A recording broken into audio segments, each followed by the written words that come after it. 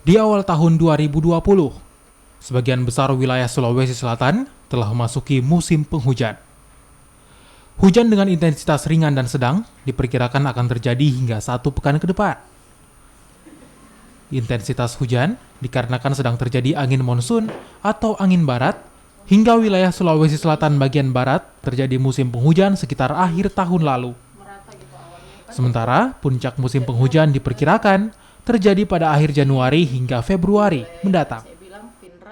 Untuk kondisi cuaca ekstrim saat ini untuk seminggu ke depan itu berpotensi terjadi hujan sedang hingga lebat di wilayah pesisir barat, termasuk Baru, sekitaran Baru, Pangkep, dan masuk Parepare.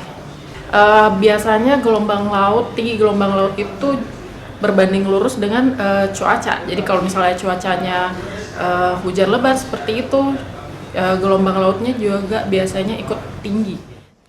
Badan Meteorologi, Klimatologi, dan Geofisika menghimbau untuk mewaspadai gelombang laut karena ketinggian gelombang berkisar 1,2,5 meter hingga 2,5 meter di perairan Sulawesi Selatan. Arif Tirtana, Kompas TV, Makassar.